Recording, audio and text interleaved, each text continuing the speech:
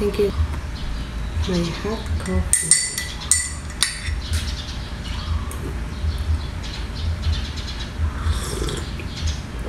Sarap. Tapos meron akong bread na ginawa.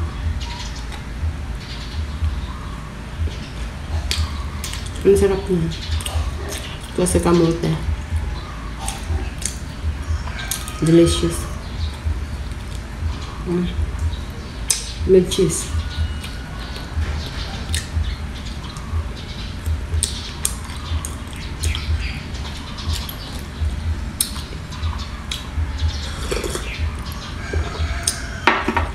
Pag gusto kong kumain ng bread, nagbe-bake lang ako. Cheese. Kamote. Bread. Or sweet potato. Bread.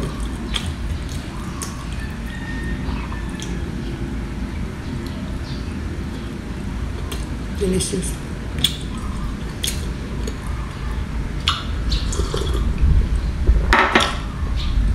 Tama lang yung kanyang tamis, hindi siya ganun katamis. Tsaka, yung kabote, andun yung texture pa rin.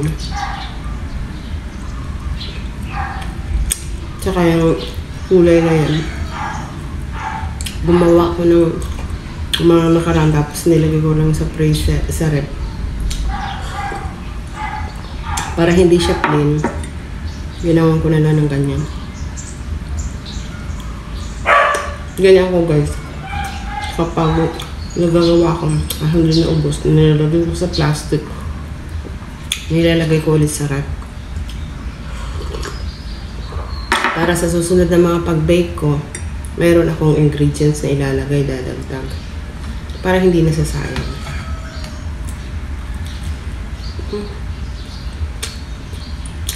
Sarap.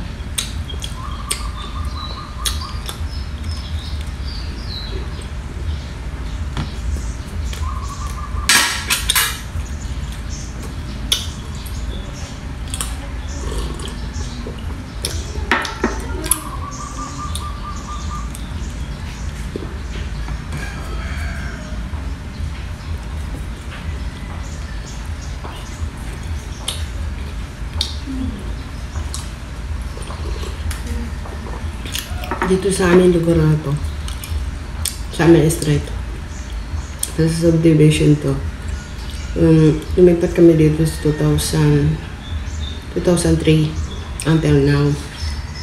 Siyempre bayad na yung aking bahay kasi 10 years to pay ko lang ginawa to. Nag-loan ako kasi nung time na yun nagre-real estate ako, kaya pag nagbebenta ako ng bahay or mayroon akong buyer, napapadali yung paghuhulog ko. Kaya hindi siya umabot ng 10 years. Bago mag-pandemic, fully paid na talaga. May nahawak ko na yung title. Kaya talagang blessed. God is provide me all the time. Kaya nung nag-pandemic, kahit stay home, walang trabaho sa labas, meron akong thanks God, yung aking YouTube channel din ay sumahod that time. Yung mga business kasi yung araw, nung pandemic, naka-close. Lahat ay nagsara. Kaya, lahat, yung aking pinakita sa aking YouTube, naka-survive nung time na yun.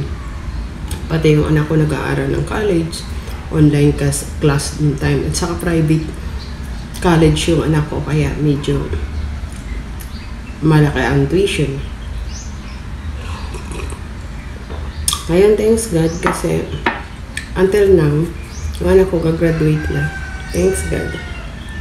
God is good all the time. At ngayon, sabi ko nga, as lang na masipag ka, maparaan, para kumita ng pera. Hindi ka nag-aantay ng bigay. Yung kumikilos ka talaga para sa yung pangangailangan, pati sa yung ibang gastusin, ganun. And thank you rin sa mga tao na nandyan, na nagsusupport sa aking all social media, sa aking YouTube channel, ang aking Facebook page, ang aking TikTok. Yung aking TikTok ngayon ay kumikita, thanks God, and thanks to all people na bumibili at nagsishopping sa aking product na aking binibenta. Thank you everyone. Enough na yung kinain ko.